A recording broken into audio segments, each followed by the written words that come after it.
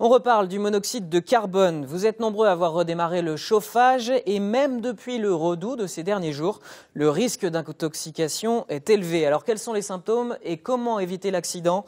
Piqûre de rappel avec Myriam Chelcher et Emmanuel Kinard. L'entretien de chaudière, c'est le gros de son travail en ce moment. Vous allez bien ? Premier rendez-vous de la journée pour ce chauffagiste, une installation récente et vérifiée chaque année. Ce n'est pas toujours le cas. Il y a beaucoup de gens qui font pas l'entretien et puis ils attendent de tomber en panne pour le faire, quoi. Et des fois, on arrive, on a des chaudières qui sont dans des états pas possibles, quoi. Une chaudière mal entretenue, c'est forcément une chaudière qui consomme. Et puis, c'est surtout pour la sécurité, ouais, respirer des gaz brûlés, du monoxyde de carbone. Il y a beaucoup d'accidents encore. Le monoxyde de carbone, un gaz inodore et incolore, mais toxique. L'an dernier, 63 victimes ont dû passer dans ce caisson hyperbare du CHR de Lille. Attention, les symptômes d'intoxication peuvent se confondre avec une grippe intestinale. Ça va être des nausées, des maux de tête. Ça peut aller jusqu'au vertige si les concentrations sont plus importantes et selon la sensibilité des personnes. Ce qui peut mettre la puce à l'oreille, c'est si en fait toutes les personnes du logement ont les mêmes symptômes en même temps.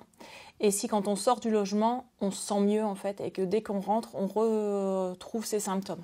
Les pics d'intoxication se produisent dans les moments de redout, avec un moins bon tirage au niveau des cheminées. C'est surtout vrai pour les chauffages au charbon. Une alerte SMS peut être envoyée à ceux qui utilisent encore ce combustible. Et pour approfondir ce sujet, nous sommes en direct du SDIS de la Somme avec le capitaine Nicolas Drouin. Bonjour monsieur, nous sommes mi-octobre. Est-ce que les cas d'intoxication au monoxyde de carbone se multiplient déjà ?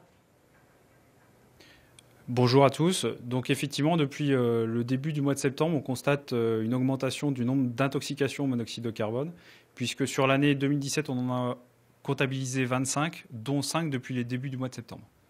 Alors le problème, c'est que le monoxyde de carbone, il est invisible, il est inodore. Quand vous êtes alerté, vous, est-ce qu'il est encore temps de sauver les victimes? Comment vous procédez? Bien sûr, le moment principal pour nous, pour détecter ce monoxyde de carbone, est au niveau de l'alerte. C'est-à-dire qu'il faut que les personnes soient capables de décrire leurs symptômes. Et au niveau du centre de traitement de l'alerte ou du centre de réception des appels du SAMU, on va être capable d'identifier et d'orienter l'appelant vers du monoxyde de carbone, notamment, comme on l'a vu dans le reportage, lorsque plusieurs personnes de l'habitation vont présenter les mêmes symptômes ou lorsque, en sortant de l'habitation, on va constater que les symptômes vont disparaître. Quel conseil vous donnez à ce moment-là? Est-ce qu'il y a des gestes à opérer avant même l'arrivée des pompiers? Bien sûr, nous, il faut que l'on arrive le plus rapidement possible pour qu'on puisse mettre ces personnes sous oxygénothérapie rapidement. Néanmoins, il faut rapidement quitter la pièce d'habitation, la maison ou le local concerné par cette intoxication, sortir, aérer la pièce et, si possible, supprimer la source du monoxyde de carbone. Alors l'an dernier, les Hauts-de-France était la deuxième région la plus concernée par les intoxications au monoxyde de carbone. D'après vous, selon votre expérience, à quoi on ne fait pas assez attention finalement? C'est surtout des problèmes de chaudière ou il y a d'autres choses? Alors, j'ai pas bien saisi votre question. Je pense que vous me demandez les causes des intoxications.